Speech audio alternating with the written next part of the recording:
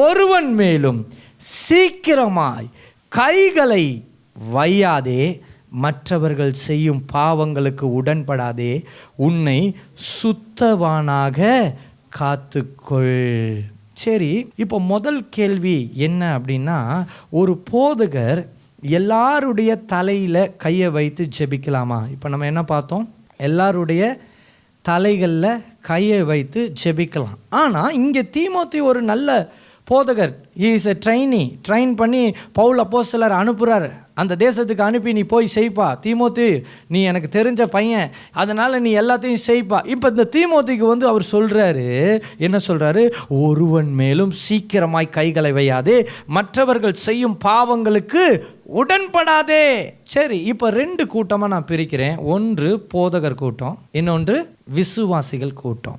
இப்போ போதகர் விசுவாசிக்கு ஜெபிக்க வேண்டும். சரி, இந்த போதகர் எப்படியாப்பட்ட ஆவியினால் நிரப்பப்பட்டு இருக்க வேண்டும் அப்படின்னு சொல்லி பார்த்தீங்கன்னா, சத்திய ஆவியினால் போதகர்கள் நிரப்பப்பட்டு இருக்க வேண்டும். இந்த சத்திய ஆவியினாலே நிரப்பப்பட்ட போதகர்களுடைய ஜெப வாழ்க்கையை நம்ம 3ஆக பிரிக்கலாம். ஒன்று ஆழமான ஜெப வாழ்க்கை, இன்னொன்று மிக ஆழமான ஜெப வாழ்க்கை, இன்னொன்று மிக மிக ஆழமான ஜெப வாழ்க்கை. 3 விதமான போதகர்.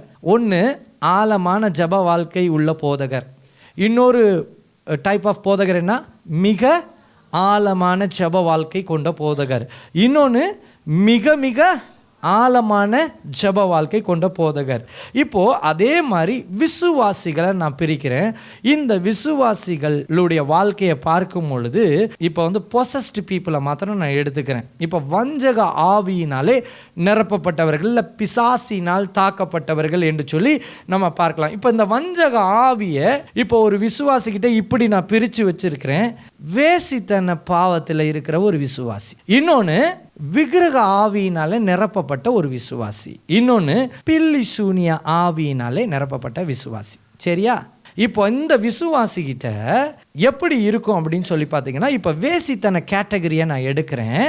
இப்போ வேசித்தன கேட்டகரியை எடுக்கும் பொழுது அந்த விசுவாசிக்குள்ளார அந்த வேசித்தன ஆவி பலமுள்ள ஆவி ஒரு கேட்டகரி, இன்னொன்று மிக பலமுள்ள ஆவி, இன்னொன்று மிக மிக பலமுள்ள ஆவி. வேசித்தனத்தை நான் 3ஆக பிரிக்கிறேன். வேசித்தன ஆவி, பலமுள்ள ஆவி, மிக பலமுள்ள ஆவி, அப்புறம் மிக மிக பலமுள்ள ஆவி. அப்போது இப்படி இருக்கும் பொழுது இப்போது போதகரை நான் 3ஆக பிரிச்சிருக்கேன். எப்படி பிரிச்சிருக்கேன்? ஆழமான ஜெப வாழ்க்கை கொண்ட போதகர், மிக ஆழமான ஜெப வாழ்க்கை கொண்ட போதகர், மிக மிக ஆழம். இப்போ இந்த போதகர் ஒரு ஆழமான ஜெப வாழ்க்கை கொண்ட ஒரு போதகர் எல்லா தலையிலையும் கையை வச்சு ஜெபம் பண்ணிகிட்டே இருக்கிறாரு. இப்போது ஒரு வஞ்சக ஆவி பிடிச்சவங்க ஒருத்தவங்க வராங்க. அது பலனுள்ள ஆவி. அது மிக பலனுள்ள ஆவி இல்லை, மிக மிக பலனுள்ள ஆவி இல்லை, பலனுள்ள ஆவி.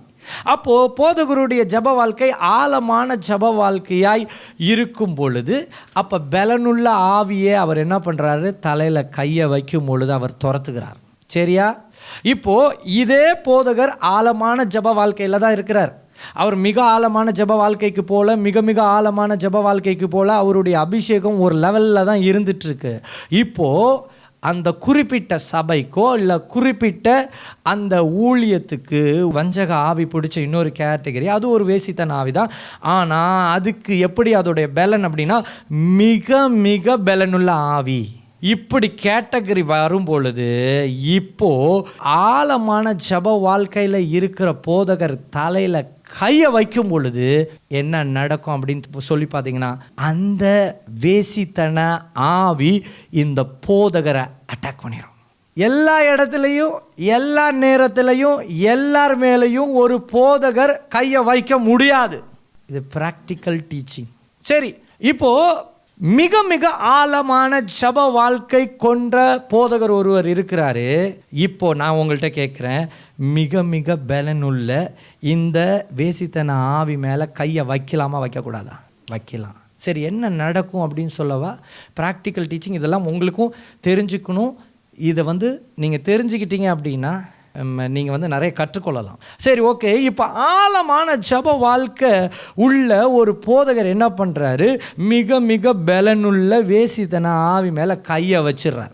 தலையில் கையை வச்சிடறார். கையை வச்சோடனே அதோடைய அட்டாக் எப்படி இருக்கும் தெரியுமா? டிஃப்ரெண்ட்டாக இருக்கும். அங்கே அவர் குத்தி அடிச்சிட்டுலாம் போயிடாது, அவ்வளோதான்.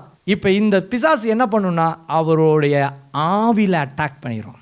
இப்போ இந்த ஆவியில் அட்டாக் ஆன உடனே, இப்போ நான் ஒரு எக்ஸாம்பிள் சொல்கிறேன். இந்த போதகர் ஆழமான ஜப வாழ்க்கையில் தான் இருக்கார். ஜோம் பண்ணிட்டு நைட்டு படுத்துருவார். இப்போ நைட்டு படுத்த உடனே இந்த மிக மிக பலனுள்ள இந்த வேசித்தன ஆவி என்ன பண்ணும் அப்படின்னா, பெண் ரூபத்தில் அந்த போதகர்கிட்டே போய் நைட்டு நேரத்தில் வேசித்தனம் பண்ணிடும். இப்போ என்ன ஆகும் அப்படின்னா, அவருடைய பலன் எல்லாம் உரியப்பட்டு அபிஷேகமே அங்கே சீர்குலைஞ்சு போகும்.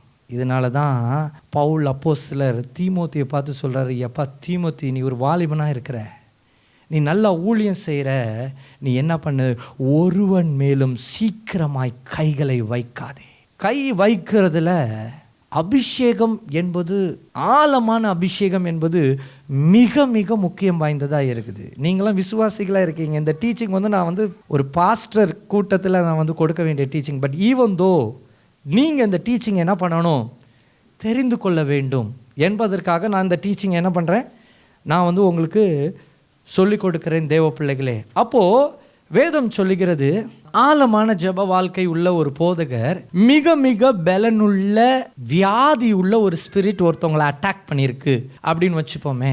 அப்போது ஒரு கேன்சர் வியாதி, பயங்கரமான மோசமான கேன்சர் வியாதி, எங்கே போயும் ஒன்றும் இல்லை, டாக்டர் போயும் ஒன்றும் இல்லை, எங்கே போயும் ஒன்றும் இல்லை, இது பயங்கரமான அட்டாக். இப்போ இந்த பாஸ்டர் ஆழமான ஜப வாழ்க்கை தான். இப்போ இவர் என்ன பண்ணுறாரு, அந்த நபருக்காக தலையில் வைத்து, இயேசுவே இவங்களை சுகமாக, பொல்லாத கிரியை வெளியாக அப்படின்னு சொல்லும் பொழுது, இவர் பலனுள்ளவர் அல்ல, அந்த ஆவி பலனுள்ளதாக இருக்குது.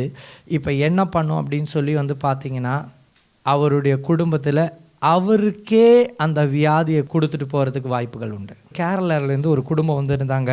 அந்த குடும்பம் ஜெபிப்பதற்காக வந்திருந்தாங்க. அவங்க சொன்னாங்க, நாங்கள் ஒரு பாஸ்டர் குடும்பம், நாங்கள் கேரளாவில் எங்கள் அப்பா நல்ல ஊழியம் செய்தார், நல்ல விடுதலை ஊழியம் செய்து கொண்டிருந்தார், நிறைய பேய்களெல்லாம் துரத்துவார், நோய்களெல்லாம் நல்ல, நாங்கள் சிறு வயதிலிருந்து அப்பாவை பார்த்துருக்குறோம். ஒரு முறை யாரோ ஒருவருக்கு பேய் துரத்துவதற்காக ஒரு நபரை அழைச்சிட்டு வந்திருக்காங்க. அப்போ வரும்பொழுது அந்த நபருக்கு கிட்னி பாதிக்கப்பட்டு அழைக்கப்பட்டு வந்திருக்கிறார். அப்போது இவர் தலையில் கையை வைத்திருக்கிறார். அப்போ அந்த நபர் சிரிச்சிருக்கிறார்.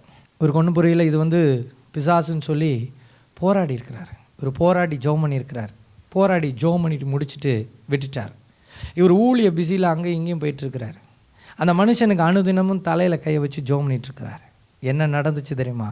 சரியாக 2 மாதத்தில் அந்த போதகருக்கு ஒரு அட்டாக்.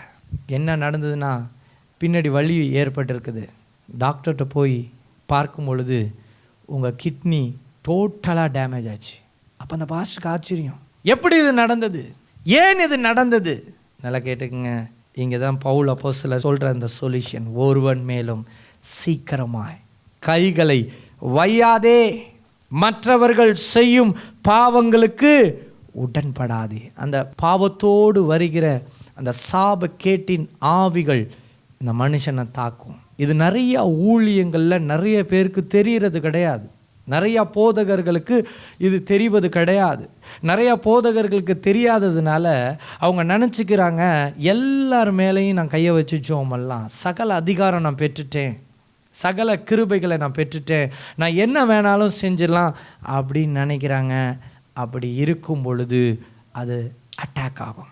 ஒரு குறிப்பிட்ட கூட்டத்திற்கு என்னை அழைத்தார்கள். அப்போ அந்த குறிப்பிட்ட கூட்டத்துக்கு நிறைய ஜனங்கள் வந்தாங்க. எல்லார் மேலேயும் கரங்களை வச்சு நான் ஜோமனம், பேய்கள்லாம் ஓட ஆரம்பிச்சுது.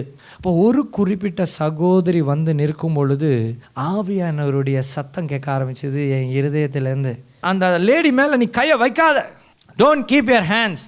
இப்போ உடனே நான் கேட்டேன், ஆண்டவர் எதுனால, what is the reason behind? உடனே ஆண்டவர் ஒரு தரிசனத்தை காண்பிக்க ஆரம்பித்தார். அந்த லேடி எவ்வளோ வேசித்தன பாவத்தில் விழுந்து கிடந்தார்கள், எத்தனை அசுத்தங்களில் விடுது, எல்லாம் அப்படியே திரையில் காமிக்கிற மாதிரி ஆண்டவர் காமிச்சார். உடனே நான் கையை மேலேயே வைக்கல. But she wants to keep my hand on a head. ஆனால் ஆண்டவர் சொல்கிறாரு, டோன்ட் கீப் யுவர் ஹேண்ட். அங்கே அந்த தலை மேலே நீ கையே வைக்காத, பி கேர்ஃபுல். அந்த இடத்துல ஆண்டவர் சொன்னார், still you need strength to keep your hand on that lady. உனக்கு நிறைய இன்னும் பலன் தேவை, நீ வச்சிட அதை கையை. நான் அந்த இடத்துல கையை எடுத்துட்டேன். நான் கையை வைக்கவே இல்லை. ஏன் இதை சொல்கிறேன் அப்படின்னா, ஒருவன் மேலும் சீக்கிரமாய் கைகளை வையாதே, மற்றவர்கள் செய்யும் பாவங்களுக்கு உடன்படாதே. ஹல்லேலூயா. சரி, இங்கே பரிசுத்த ஆவியானவருடைய நடத்துதல் தேவை. சில போதகர்லாம் வந்து பார்த்திங்கன்னா, ஒரு சில மினிஸ்ட்ரி போயிட்டு வரும் பொழுது கார் ஆக்சிடெண்ட் ஆயிரும். தெரியுமா? கேள்விப்பட்டிருக்கீங்களா? கார் ஆக்சிடெண்ட் ஆயிரும். அப்போது அவங்க அனலைசிஸ் பண்ணணும், அந்த கூட்டத்தில் என்ன பலத்தோடு அவர்கள் நிற்கிறார்கள் என்பதை. ஆமாம், இது சில டைமில் எல்லாராலையும் இதை செய்ய முடியாது. கூட்டமாக செய்யும் போக முடியாது. ஒரு திடீர்னு கார் ஆக்சிடெண்ட் ஆகும், கண்ணாடியை காலி பண்ணிட்டு போவோம் பிசாசு. அப்போ அப்படி இருக்கும் பொழுது நம்ம ஜாக்கிரதை உள்ளவர்களாக இருக்க வேண்டும். அது மாத்திரம் இல்லை, இந்த பிசாசு துரத்துற ஊழியத்தில் வந்து நீங்களாம் எப்படி இருக்க வேணும் அப்படின்னு சொல்லி பார்த்தீங்கன்னா, ஜாக்கிரதை உள்ளவங்களாக இருங்க. ஏன்னா நீங்கள் உங்களுடைய எண்ணங்கள் என்னவா இருக்கும் அப்படின்னு சொல்லி பார்த்தீங்கன்னா, நான் விடுதலை ஆயிடணுன்றது உங்கள் எண்ணமாக இருக்கும். அப்போது நீங்கள் எங்கே போகிறீங்க, எங்கே தலையை கொடுக்குறீங்க, யார்கிட்ட கொடுக்குறீங்கன்னு யாருக்கும் தெரியாது. ஒரு வாலிப சகோதரி வந்து என்னை பார்த்தாங்க. அவங்களுக்கு திருமணம் ஆச்சு, 2 யங் கப்புள். அப்போ 2 பேருமே வந்து என்கிட்ட பேசினாங்க, பாஸ்டர் நான் சில காரியங்கள் உங்கள்கிட்ட டிஸ்கஸ் பண்ணணும். உங்கள்கிட்ட எனக்கு ரொம்ப பிடிச்சது என்ன அப்படின்னா, எல்லார் மேலேயும் நீங்கள் கையை வைக்க மாட்டீங்க, கையை நீட்டுறீங்க, நிறைய பேய் ஆடுது, துரத்துறீங்க, இதெல்லாம் எங்களுக்கு ரொம்ப சந்தோஷமாக இருக்குது பாஸ்டர் அப்படின்னு சொல்லிட்டு கம்மா போட்டுட்டு அவங்க சொன்னாங்க. நாங்கள் ஒரு கூட்டத்துக்கு போனோம். அப்போ அந்த கூட்டத்துக்கு போகும் பொழுது ஒரு குறிப்பிட்ட போதகர் என்று சொல்லக்கூடிய ஓநாய் அது என்ன பண்ணியிருக்கு அப்படின்னா, இந்த பொண்ணுக்கு வந்து குழந்தை பாக்கியம் இல்லை. ஓநாய் என்று சொல்லி அழைக்கக்கூடிய அந்த போதகர் என்ன பண்ணியிருக்கு, வயிற்றில் வந்து சில இதெல்லாம் இருக்குது, இங்கே பக்கத்தில் வான்னு சொல்லி இந்த பொண்ணுடைய வயிற்றை பிடிச்சி அந்த ஆள் கிள்ளியிருக்காரு. நடந்த விஷயம். அப்புறம் வயிற்றில் கையை வச்சு அமுக்கியிருக்கிறார். இதெல்லாம் வந்து ராங் டச். அங்கே ஹோலி ஸ்பிரிட் அங்கே செயல்படுவாரா அப்படின்னு கேட்டிங்கன்னா, ஹோலி ஸ்பிரிட் அங்கே செயல்பட மாட்டார். அப்போ அந்த பொண்ணு சொன்னிச்சு, அந்த குறிப்பிட்ட இடத்துக்கு நாங்கள் போகும் பொழுது காலாலே வச்சு மிதிச்சாங்க சிலரை, பேய் துரத்தும் போது. எப்படியா அவங்க காலு மேலே இவங்க காலை வச்சு மிதிப்பாங்களாம். காலு மேலே இப்போ என் காலு மேலே யாராவது வந்து காலை வச்சு மிதிங்களேன், நான் என்ன பண்ணுவேன்? எம்மா கத்துவேனா கத்த மாட்டேனா? இப்போது இந்த ஆளுடைய இன்டென்ஷன் என்ன அப்படின்னா, பேய் போகிறேன்னு சொல்லுதோ இல்லையோ, இந்த மனுஷனாவது போகிறேன்னு சொல்லி கத்தணும். கரெக்டா? இப்போ காலை போட்டு மிதிக்கிறாராம். அப்போ அந்த பொண்ணுக்கு கால் வலி தாங்க முடியாமல், என்னை விட்டு போயிடுறேன் அப்படின்னு கட்டுச்சான். கத்துனோன்னு என்னாச்சு, பிசாசு போகிறேன்னு சொல்லி போ, எப்பா விட்டா போதுண்டா. அந்த மீட்டிங்லேருந்து ஓடி வந்துட்டேன் பாஸ்டர் நான். அப்புறம் சொன்னது, இந்த பாஸ்டர் வந்து சில பொண்ணுங்கள்லாம் தனியாக போகும்போது 2 விரலை வச்சு வயிற்றில் குத்துறாரு. நான் தான் கேட்டேன், இப்படி ஆண்டவர் எங்கேயாவது செஞ்சுருக்காரா? நானும் பைபிளில் பிரட்டி பார்த்தேன். எங்கேயாவது ஏசப்பா வந்து வயிற்றில் குத்துனாரா, வயிற்றை பிடிச்சி கிள்னாரா அப்படின்னு பார்த்தா அப்படி எதுவும் வசனமே இல்லை. இதெல்லாம் என்ன அப்படின்னு சொல்லி பார்த்தீங்கன்னா, ராங் ஸ்பிரிட். இது என்ன ஆவி அப்படின்னு சொல்லி பார்த்தீங்கன்னா, இது ஒரு விதமான வஞ்சக ஆவி. ஒரு போதகர் எல்லாருடைய தலையிலும் கைகளை வைத்து ஜெபிக்கலாமா?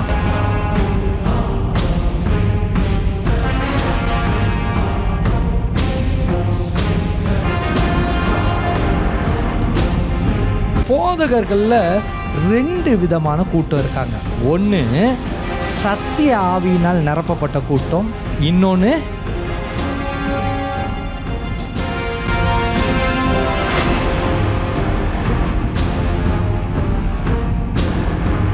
எந்த போதகர்கிட்ட விசுவாசம் இல்லையா அவர் அந்திகிறிஸ்து.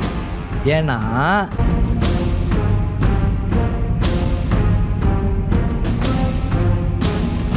பொருளாசக்காரனா அந்த போதகர் இருக்கிறன்னா, உங்க மேல கையை வைக்கும் பொழுது உங்களுக்குள்ளார என்ன ஆவி இறங்கும்?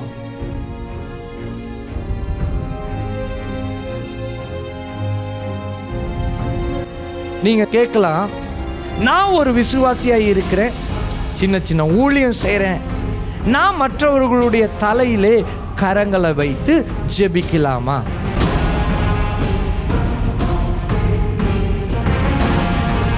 இன்னும் சில கேள்விகள் உங்கள்கிட்ட இருக்கலாம். நான் விசுவாசியாக இருக்கிறேன், நான் எல்லா போதகரிடமும் என் தலையை கொடுக்கலாமா?